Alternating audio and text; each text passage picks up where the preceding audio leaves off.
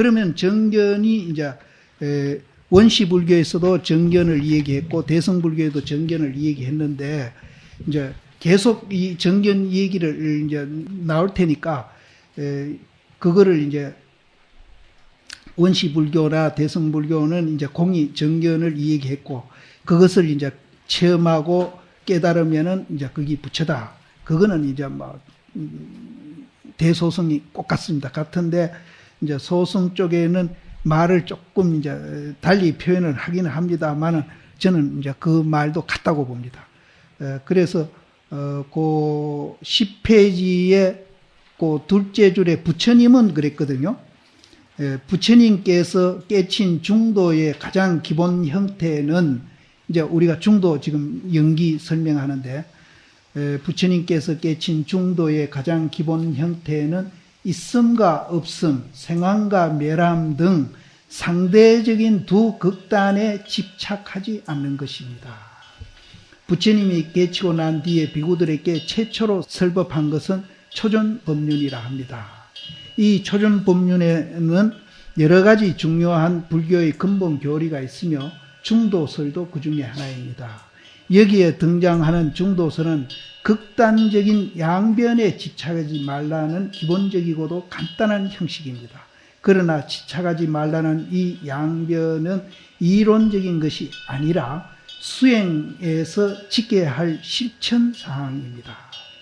그래서 우리가 이제 이 이론을 알아가지고 그냥 지식으로 간직하는 게 아니라 그것을 이제 체험해서 실천을 해야 할 사항이라는 거죠.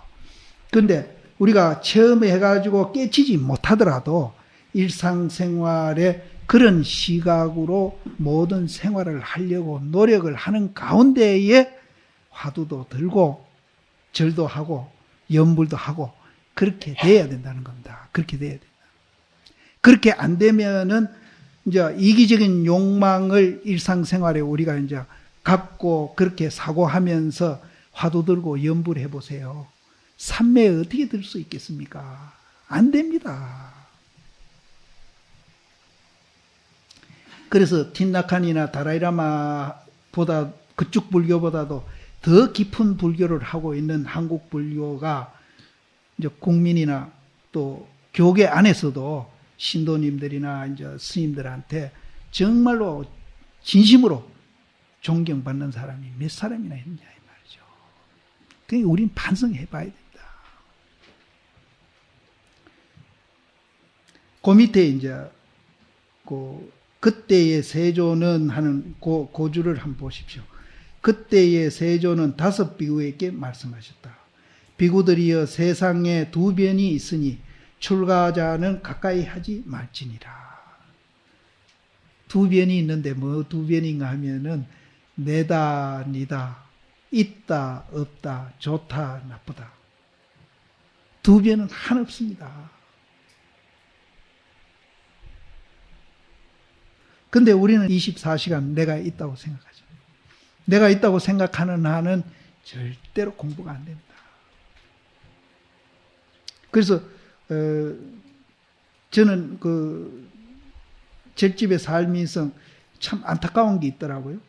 스님들도 많이 경험을 했을 일이기 때문에 제가 이 말씀드리는데, 이제 대중이 이제 양극단에 사로잡혀가지고 시시비비가 붙으면은 대중공사를 합니다.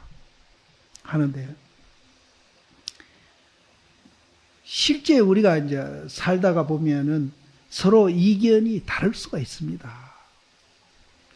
이견이 안 다르고 10사람이면 10사람, 20사람이면 20사람이면 20사람이 이견이 일치하면은 그거는 뭐가 잘못된 거예요. 여기 거사님들도 계시고 보살님들도 계시는데 꼭 같은 소리입니다. 아들, 딸, 남편, 아내 이견이 항상 같을 수가 없습니다. 다른 게 그게 정상이에요. 만일 이견이 같다면은 한쪽이 아부하고 있을 겁니다. 뭔가 아부하고 있어요. 요새 편하려고 아부하는 사람 많대요. 내한테 찾아오는 사람 보면 처사가 언제부터 그렇게 보살한테 아부해? 내가 그래. 나이 많을수록 그렇더라고요.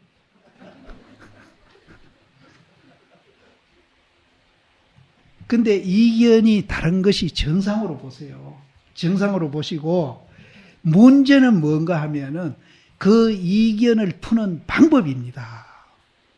근데 우리가 양극단에 빠져 있는 한은 그 이견을 푸는 방법이 폭력입니다. 폭력입니다.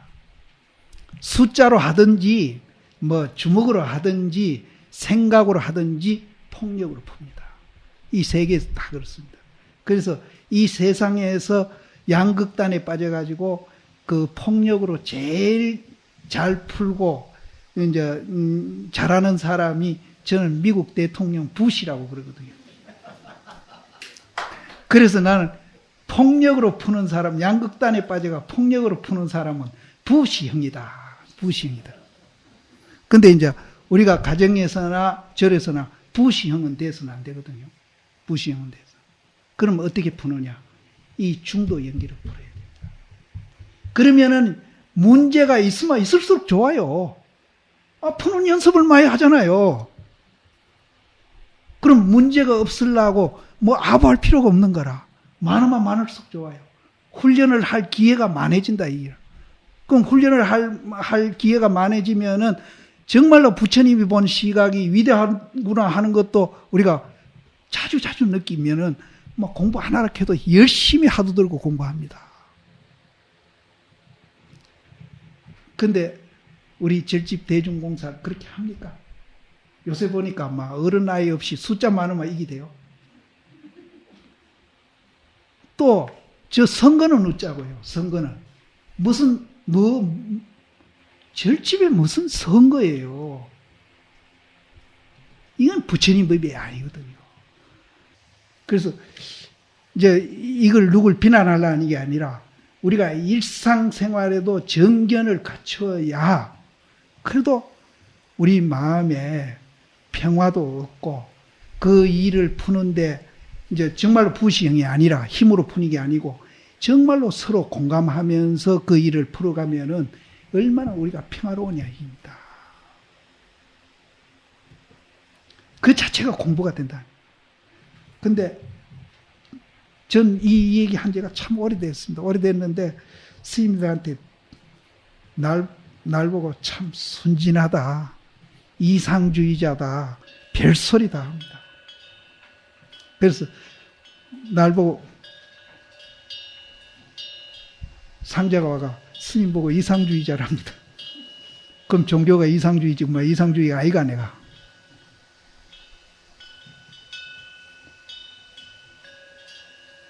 그래서 저는 막 순진하다, 이상주의다, 뭐 다 좋다 이지. 그래서 양변을 여의는 거 이거 참 중요한 겁니다.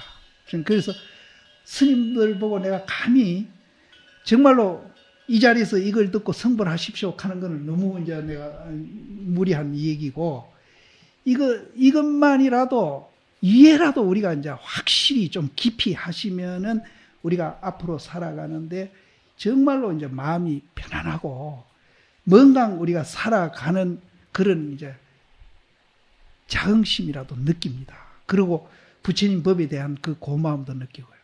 이것이 우리를 굉장히 견성은 안 해도 굉장히 스스로를 행복하게 해줍니다. 행복하게 해줘요. 그리고 마음도 굉장히 좀 여유롭게 만들어주고요. 근데 양극단에 빠져서 우리가 집착을 하면은 정말로 이제 첫째 괴롭습니다. 첫째. 그래서 저는 감히 이제 이런 소리를 요새 합니다. 이제 이거 견성성불 안 하더라도 이거를 깊이 이해해서 일상생활에 그런 시각으로 좀 살려고 노력을 해보면은 그런 시각을 안 갖고 양극단 사고를 가지면은 더 괴롭다 이런 생각이 듭니다. 양극단 생각 가지면 괴로워.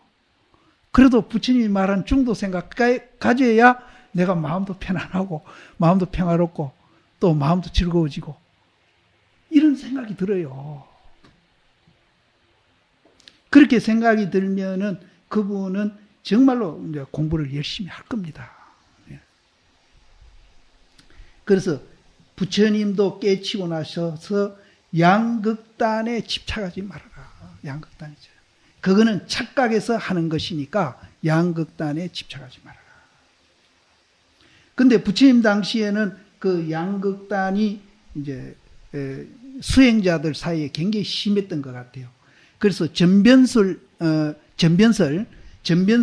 그거는 오늘 시간이 없으니까 말씀 못 드리고, 전변설 하는 이제 그 간단히 말씀드리면은 불교 놔두고 지금 모든 종교는 전변설입니다.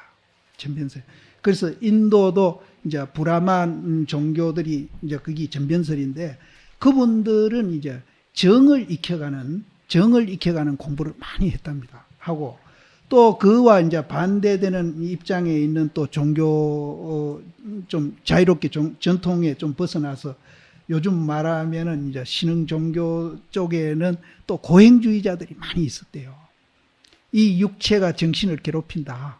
그래서 이놈 정신을 좀 자유롭게 하고 행복하게 하려면은 역으로 육체를 되게 괴롭혀야 이제 정신은 해방이 된다 하는 사람들이 고행주의자입니다.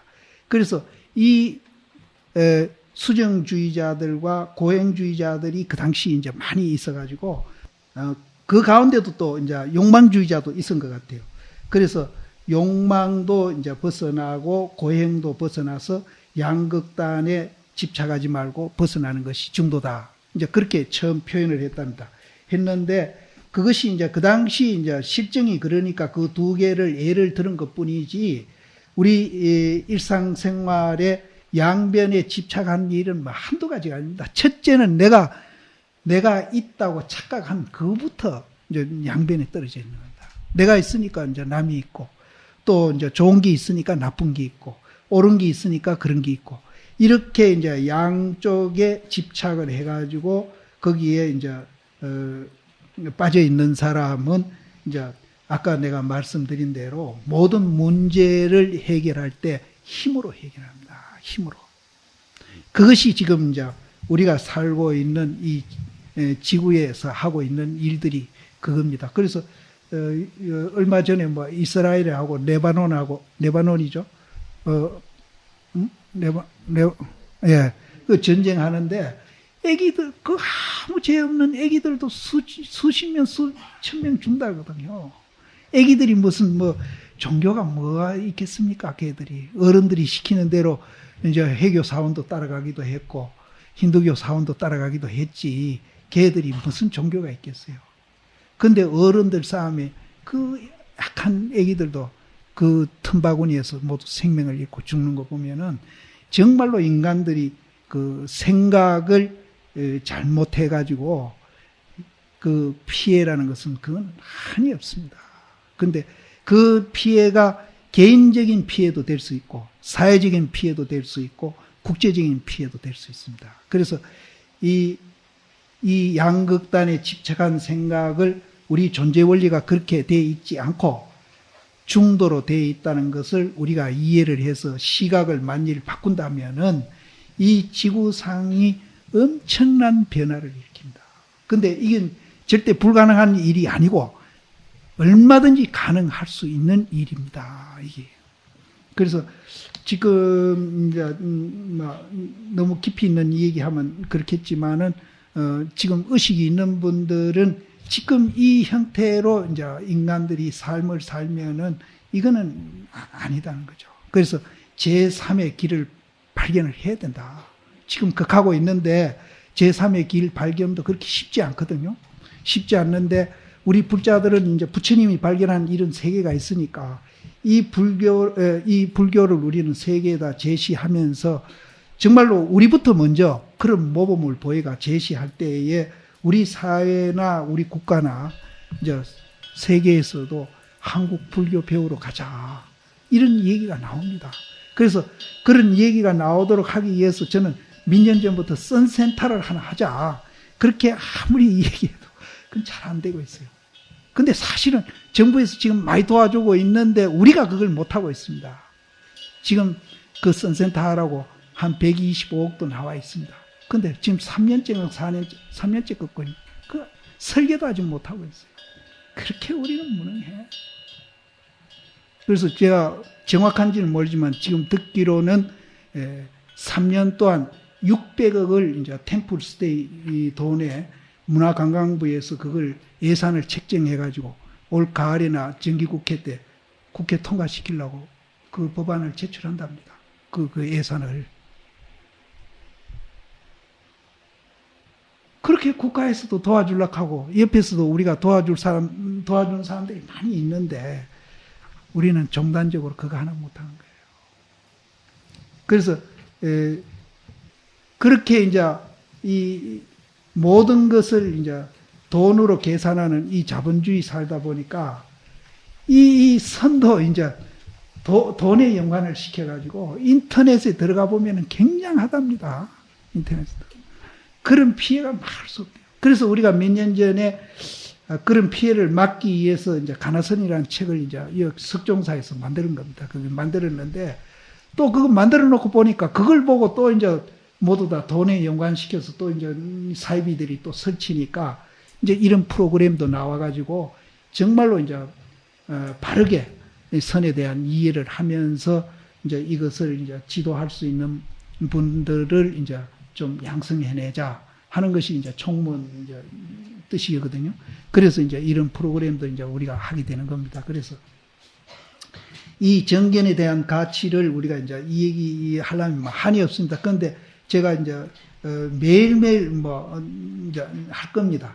그래서 중도 연기에 대한 이제 우리가 이해가 그만큼 중요하다. 그래서 이걸 체험하면은 정말로 말할 거 없습니다. 그래서 체험을 못 하더라도 차선책으로 이해라도 하자. 그래서 제가 오전에 얘기하는 가운데에 이제 화두는 이제 의심하라고 제시한 게 아니고 깨달으라고 제시했는데 우리가 모르니까 의심을 한다 하는 말씀을 드렸는데 그거를 또 잘못 들으시고 의심을 안 하는 게 화두다 이렇게 들으시면 안 됩니다. 열심히 화두 들으시라고 내가 이제 드는 방법을 제가 말씀을 드리는 것이지 절대 그 화두 의심하지 말고 그 화두를 들으라 이 소리는 절대 아니니까 오해 없으시기를 바라고요. 또 한 가지 내가 생각이 있었는데 그건 지금 생각이 안 나서 지금 그러면은 이제 이거를 내가 다 일러 드리면서 이 얘기를 드려야 되는데 시간이 지금 없으니까 요거 한 가지만 얘기하고 이제 이 연기 가운데 12연기가 나오지 않습니까? 12연기. 무명에서 이제 행이 나오고 행에서 식이 나오고 식에서 명색이 나오고 명색에서 육처가 나오고 육처에서 촉이 나오고 수가 나오고 애가 나오고 치가 나오고 유가 나오고 생이 나온다. 이게 12연기인데요. 14페이지에 있습니다. 저는 지금 거꾸로 읽었습니다. 이 12연기도 이제 부처님이 깨닫고 나서 4칠 동안 맹상에 빠져가지고 초저녁에도 그러고 중야도 그러고 새벽에도 그러고 이 12연기를 이제 순간으로 이렇게 생각해 보시고 또 역관으로 생각해 보고 순역으로 이렇게 이제 명상을 하셨다 하는 얘기가 있습니다. 그런데 우리는 지금 무명에서 행이 나오고 행에서 식이 나오고 하는 거는 순간이고 이것을 이제 무명이 없으면은 행도 없고 행이 없으면 식도 없다 하는 거는 역관입니다. 그래서 요중에 12연기 요중에 원시불교 하는 분들은 이제 제가 말씀드리는 거는 중도 연기고요. 원시불교 하는 분들은 이제 억감연기로 이걸 해석을 하는데 억감연기로 해석하는 거는 잘못됐습니다. 부처님 본 뜻이 아니에요. 그거는 이제 억감연기로 해석해서 이거를 윤회로 이제 3세 양중 인과설이라 해가지고 윤회하는 하나의 과정으로 이걸 자꾸 설명을 하는데 그건 잘못됐다는 겁니다. 그래서 이걸 중도 연기로 우리가 이제 해석을 한다면은 제일 먼저 무명이 나오죠. 무명 그 자체도 연기 현상이고 실체가 없고 공이다. 이렇게 봐버리면은 전부 다 공입니다. 그 중에 한 가지만 그렇게 봐버리면은 무명을 보든지 행을 보든지 식을 보든지 그것도 이제 식도 우리가 이제 윤회하는 당체인데요. 그래서 먼저도 누가 질문을 하기를 그러면은 이제 전부 공이면은 뭐가 우리는 윤회를 합니까? 이렇게 질문을 하는데 이제 교 쪽에서는 이제 이 식이 윤회한다고 봅니다.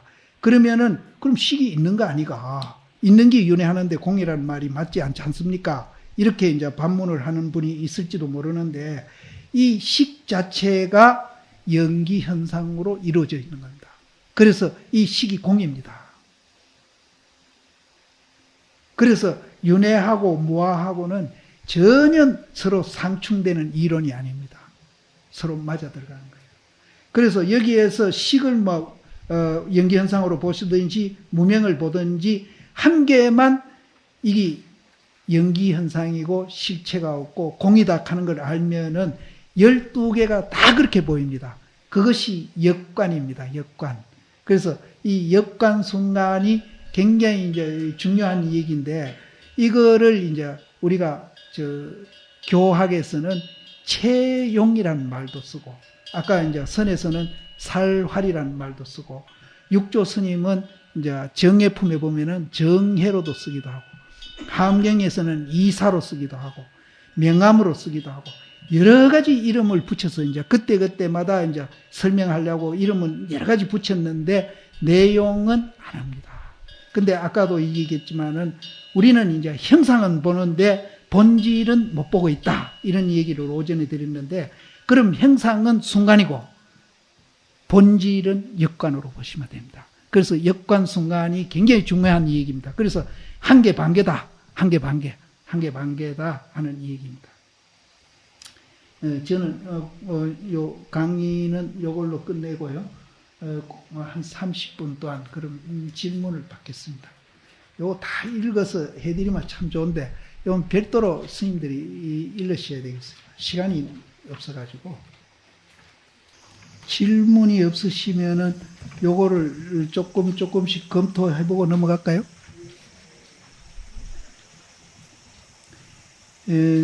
11페이지에 그 밑에서 셋째 줄이 보면 큰 줄로 써 있는 게 있죠. 스타니파타라는 경에서 이게 이제 지금 이 지구상에 남아 있는 경전 가운데에 제일 이제 부처님 말씀에 가까운 경전이다 하는 경전입니다. 이게 스타니파타가. 근데 거기에도 이제 이 중도에 대한 이 얘기가 저도 이거 찾아봤습니다.